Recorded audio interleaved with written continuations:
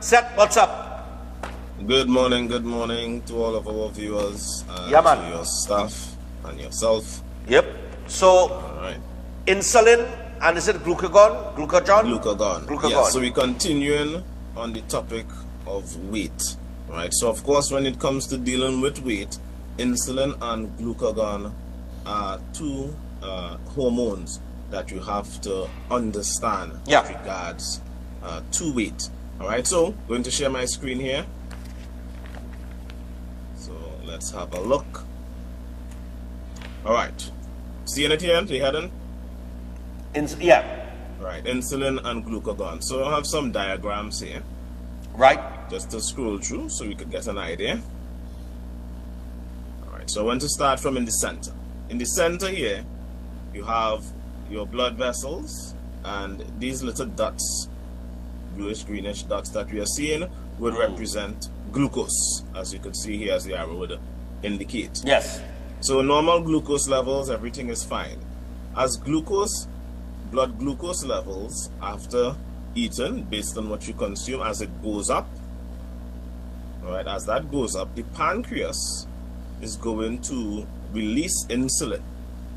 Now, insulin role is a role of a transporter. It's like a key that unlocks your cells so that your cells could accept the glucose in order to utilize the glucose in the blood, because you don't want your blood glucose levels going too high. So when the blood glucose level goes up, the body releases insulin to transport the glucose, which is the form of energy that the body uses, into your cells to be either utilized or stored. So as you would see here, insulin now would transport the glucose into cells or into the liver. In the liver, glucose would be stored as glycogen. That's the stored form of glucose. In your cells, it would be utilized for energy, or if you have excess glucose, it would store it as fat. Right. All right, so your fat cells would then store it. Now, how much glucose is in the bloodstream would be determined by what you eat. All right. Yeah. And this is the important factor. All right. Insulin causes the body to store and grow. Now, there are different things that can trigger insulin release, not just sugar. All right, sugar is not the only thing that can trigger insulin release. You have certain amino acids as well that would trigger insulin release. So when you think about it, insulin causes growth, whether that is fat growth or muscle growth. It would cause growth because insulin can also help with transporting proteins to your muscles as well. So for muscle protein synthesis, so muscles to grow and develop. The issue is a lot of people overconsume carbohydrates because there are some fundamental things about glucose that most people do not know. All right, fundamental things. This is why a lot of people struggle with weight.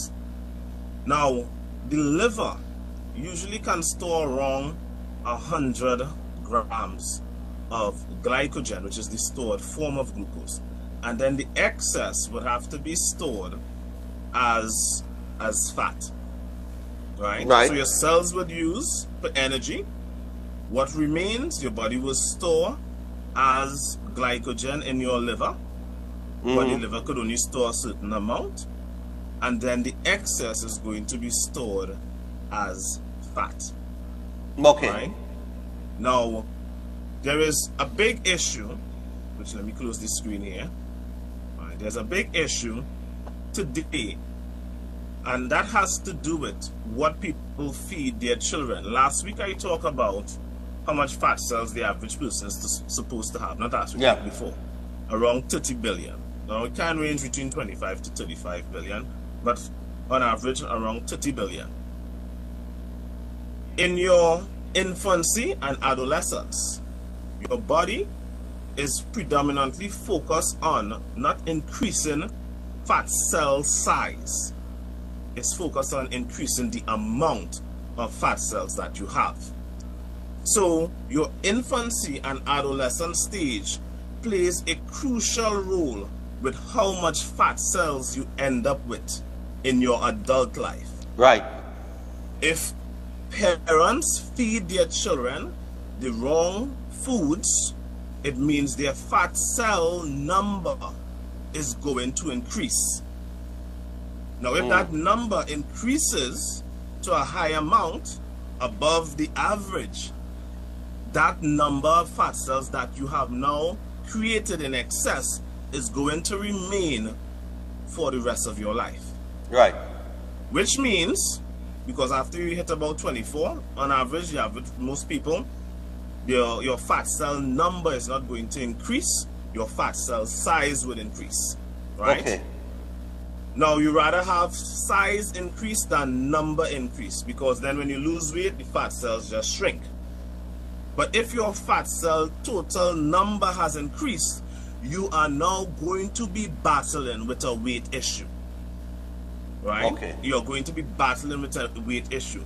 So in the early stages of life, parents need to understand what it is their children should and shouldn't be eating.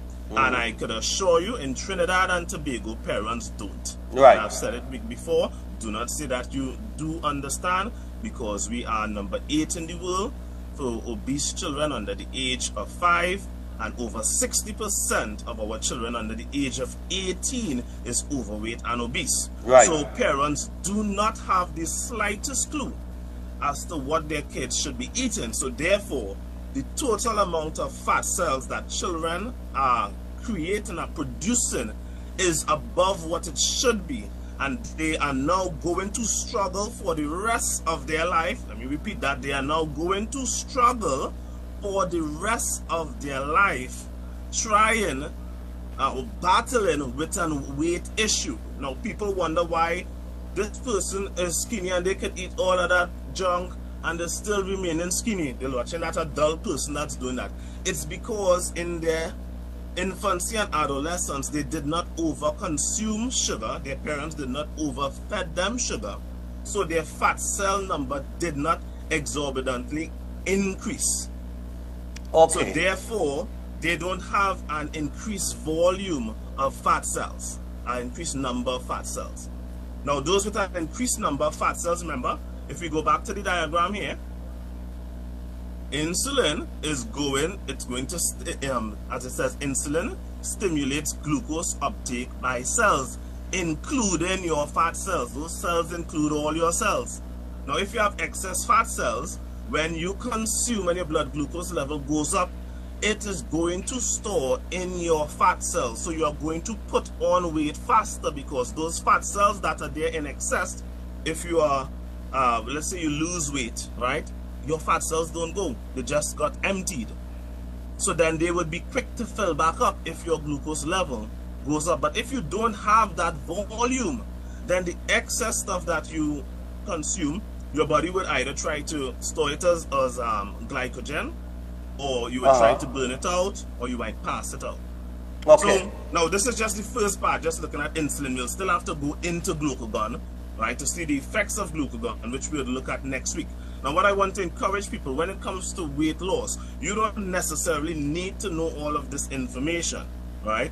What you need to do is to get in contact with somebody like myself, Sadwayo's Holistic Health Clinic, where I can coach you on what you are supposed to be eating, so you yourself would not make these mistakes that many, if not most Trinidadians are making, because Trinidad is #1 in the world for diabetes. Right. We are #1 because we do not know how to eat correctly. We don't even understand what sugar is, right? Because sugar is not all sugar tastes sweet. And this is something most people do not know. We assume that only if it tastes sweet that it is sugar. Not all sugar is sweet tasting. So what I do at my clinic, I re-educate. So when people come to me for a consultation, it's not just a consultation. It's a consultation and re-education session. Yeah. I've had people come to me and from a consultation alone reverse their diabetes. In fact, a guy told me the other day that I did a consultation with, he said he came to me because he was referred to a guy that just did a consultation alone, and that guy reversed his brain tumor. I was like, but that guy should have let me know that his brain tumor was reversed from the consultation, or else I would have gotten him to do a little testimony. Yeah. But just from, so this is the level of information that I share, and we have to understand that knowledge is power. But let me put it this way. Applied knowledge is power. Because you can have knowledge and you could sit in it and do absolutely nothing. And you don't apply it, It's completely worthless. Applied knowledge is power. So what I encourage people to do, book your consultation. Get exposure to this knowledge, because ignorance, right? Ignorance is bliss, as the saying go, right? But for my people that strive for a lack of knowledge. And wisdom might bring sorrow and much grief, but I am still glad to know. I rather know and be happy than don't know and live an unhealthy, short life in bliss. But it's short and you're sick and you take living off a medication. I rather know and have a little sorrow, right? I rather have my wisdom and my little grief, but I'll be healthy while I have those things. Right? So what I want to do next week is we'll go into the whole glucagon aspect of it and see the role that glucagon plays and how it would affect weight loss. Because insulin can cause weight gain, while glucagon can cause weight loss, and we would see how that plays and how they interact with each other. Very interesting discussion. Well, Seth, valuable information as always. I just want to make it clear to people, Seth is not a herbalist, Seth is a nutritionist. There's a difference. You don't eat herbs, nutrition. So he'll set a diet for you in accordance to the conversation that you have, and then it's all about nutrition moving forward. What you need to eat, what you should be eating, how much of it you need to consume, things like that. It's nothing to do with herbs. Alright? No herbs, no drugs, no supplements. I get people off of everything. Alright. Alright, Seth, thanks a lot, man. Thanks for having me. Alright, next week.